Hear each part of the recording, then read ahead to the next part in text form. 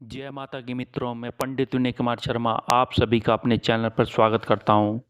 आज की विशेष वीडियो विशेष चर्चा देखते हैं।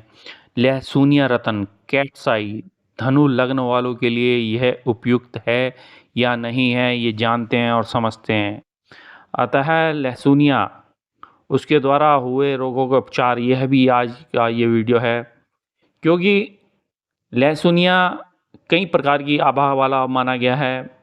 हरे रंग का, पीले रंग का या स्लेटी ग्रे रंग का माना गया है। और यह अगर थोड़ा समझे इसको, चिकित्सक पत्र के अनुसार लहसुनिया के सेवन करने से आम वात, उदर विकार, अपदंश, नामर्दी, नेत्र विकार, अर्श, मधुमेह, पाचन विकार तथा वायु गोला आदि के रोग में इसको लाभ मिलता है। अब लहसुनिया रत्न जो है केतु का है, और केतु की जब महादशाएं, अंतरदशाएं, प्रत्यंतर दशाएं चलें, उसी वक्त जो है ये धारण कर सकते हैं। लेकिन किन लोगों के लिए है ये वीडियो मैं बना रहा हूँ। मेरे चैनल को लाइक करें, सब्सक्राइब करें, शेयर करें, बेल आइकन को प्रेस करें। धन्यवाद। अब थोड़ा समझते हैं लहसुनिया को।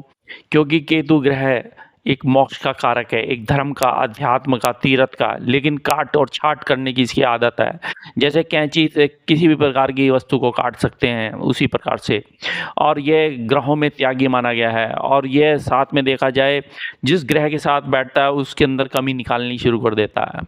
अब यहाँ यह राहु यदि देखा जाए तो, और केतु छायाकृत ग्रह हैं, और जहाँ ये साउथ नोड पर रहते हैं, और इसको ध्वज भी कहा गया है, और ये धन का कारक भी है केतु। तो कितना अच्छा इसका प्रभाव है केतु का। अब यहाँ केतु को अगर हम थोड़ा और समझें कि खास तौर से जब भी सूर्य केतु का ग्रहण दोष बनता है तो ग्रहण लगता है। यही लहसुनिया की भस्म एवं पिष्टि भी बनती है। और यह लहसुनिया बहुत ही कारगर है ये अपने में। यदि किसी को वात की बीमारी है, टांगों में दर्द है, ये पहन सकते हैं। क्योंकि केतु टांगों में दर्द करना, किसी भी प्रकार की चोट लगाना, किसी प्रकार की सर्जरी कराना केतु का काम है। और यहाँ ये लहसुनिया को अगर थोड़ा और समझ सकते हैं तो ये अनेक प्रकार के रोगों के लिए बहुत ही उत्तम है। अब यही जिसके केतु की दशाएं चल रही हैं, अंतरदशाएं चल रही हैं, जहाँ केतु 5, 7, 9 दृष्टि से देखता है, तो उसी प्रकार से यहाँ केतु अगर थोड़ा सा समझें तो केतु जिस भाव में जैसे बैठेगा वैसे ही देखेगा। अब ये धनु लग्न वालों के लिए ये वीडियो है विशेषता। और धनु लग्न वालों के लिए देखा जाए, यदि लग्न में ही ये बैठे तो क्या उसका लाभ मिलेगा। क्योंकि 3, 6, 10, 11 भाव में ये बहुत ही अच्छे माने गए हैं।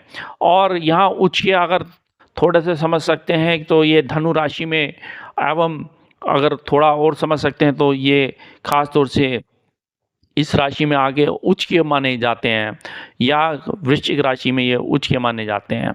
तो अब यहाँ थोड़ा समझते हैं धनु लग्न वालों के लिए। तो ये लग्न में ही यदि विराजमान है केतु, ऐसी स्थिति में आपके यहाँ अगर एजुकेशन की स्थिति मजबूत होगी, mechanical, automobile, chemical, civil, architect, engineering, computer science, या डॉक्टर, वह भी पैथोलॉजिस्ट या सर्जन, डॉक्टर बोन्स आदि के बनते हुए दिखेंगे, उनको लाभ होगा ये खास तौर से।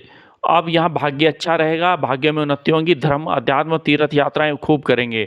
तो यहाँ पर आप यह रत्न धारण कर सकते हैं जब दशांतर दशाएं चलेंगी। प्राय थोड़ा पत्नी से, वैमनस्य से विवाद हो सकता है। आप देखते हैं आपकी द्वितीय भाव में मकर राशि में ये विराजमान है, तो ऐसी स्थिति में नेत्रों में थोड़ी पीड़ा हो सकती है। थोड़ा हो सकता है कि आपको थायराइड की समस्या आ सकती हैं। थोड़ा सजग रहें, खान पीन पे ध्यान रखें। और यहाँ पे अगर है विराजमान केतु तो आप लहसुनिया रत्न धारण कर सकते हैं। यही तृतीय भाव में यदि विराजमान है कुंभ राशि में, और वहीं खास तौर से मित्र की राशि में, नए नए मित्र बनेंगे, विदेश यात्रा रहेंगी, भ्रमण रहेगा इसी दौरान, तो यहाँ पर आप यह रत्न आजीवन धारण कर सकते हैं। अब यहीं चतुर्थ भाव में यदि आपके विराजमान है तो ऐसी स्थिति में आपका भ्रमण रहेगा, घर से बाहर जा सकते हैं आप। और हो सकता है माता को थोड़ा प्रॉब्लम हो, तो दशांतर दशा में ही पहने यहाँ पे केतु के लिए हो सके तो गणेश चतुर्थी का पाठ करें, ज़्यादा ज़्यादा मंत्रों का पाठ करें ज़्यादा से ज़्यादा। ओम केम केतवे नमः, ओम स्त्राम स्त्रीम स्त्रोम से केतवे नमः मंत्र का जप करें। अब पंचम भाव में यदि विराजमान है, ऐसे में गैस्ट्रिक समस्याएं हो सकती हैं और बच्चों से आपके अच्छे संबंध रहेंगे, विवाह का योग बनेगा, बच्चों का एजुकेशन उनकी अच्छी रहेगी। तो ऐसे में आप यह धारण कर सकते हैं रतन, आप लहसुनिया। अब यह लहसुनिया पे ही वीडियो है, कैटसाई पे वीडियो है। यही छठे भाव में यदि विराजमान है तो ऐसे में आपके कर्जे उतर जाएंगे, ऐसे लोन्स उतर जाएंगे, नौकरी में अच्छा रहेगा, पद बढ़ेगा आपका।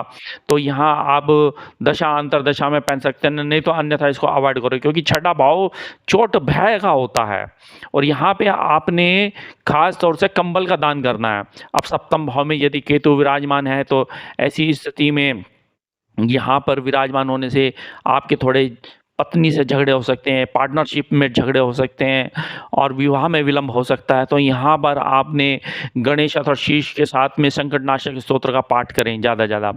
अब यदि अष्टम भाव में यदि विराजमान हैं केतुदेव तो यहाँ गुप्त धन, गड़ा धन, रिसर्च, पीएचडी, मास्टर डिग्री आपकी पूर्ण रूप से होती दिखेगी, सफलताएं रहेंगी, ससुराल पक्ष से लाभ मिलेगा इसी दौरान। लेकिन पाइल्स आदि, बगंदर आदि के ये रोग होते दिख रहे हैं तो यहाँ थोड़ा सावधानी रखें। यहाँ आपने केतु के लिए कुत्तों को रोटी डालनी है। यही नवम भाव में यदि केतु विराजमान है आपकी जन्म पत्रिका में धनु लग्न के अकॉर्डिंग, तो यहाँ ऐसी स्थिति में आपको लाभ मिलेगा, सुख साधन बढ़ेंगे आपके। प्राय ये छायाकृत ग्रह है तो यहाँ थोड़ा जो है टांगों में, वायुकृत ग्रह है ये टांगों में दर्द देगा। तो यहाँ आप पहन सकते हैं, जब महादशांतर दशाएं चलेंगी तो ये लहसुन या रतन धारण कीजिए। यही दशम भाव में यदि केतु विराजमान है आपकी जन्म पत्रिका में तो ऐसे में स्थिति में मान सम्मान, यश, कीर्ति, वैभव, ऊंचा पद आपको प्राप्त होगा। आईएएस, पीसीएस और गवर्नमेंट जॉब में आपको सफलता मिलेंगी। तो यहाँ आप यह रतन धारण कर सकते हैं लहसुन या दशा अंतर दशा में तो खास तौर से। और अब 11वें भाव में यदि विराजमान है शनि के साथ भी बैठ सकते हैं, राहु के साथ भी बैठ सकते हैं, अन्य ग्रहों के साथ बैठ सकते हैं, क्योंकि मित्र हैं इनके शनि, राहु और खास तौर से बुध, ये मित्र हैं इनके, शुक्र इनके मित्र हैं।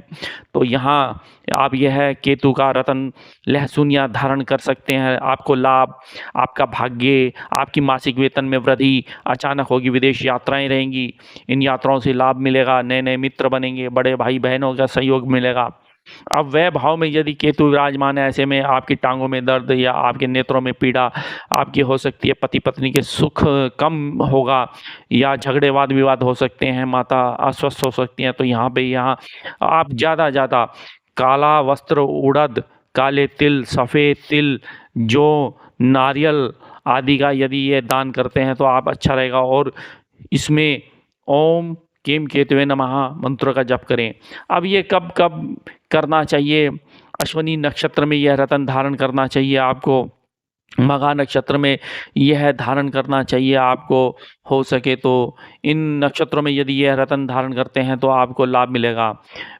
तो इस प्रकार से यह चांदी की धातु में पहन सकते हैं आप, और इसको पंचगव्य में धोकर ही इसको पहन सकते हैं, और वह भी शनिवार की होरा में, शनिवार को आप पहन सकते हैं, या हो सके तो मंगलवार को इसको धारण कर सकते हैं आप।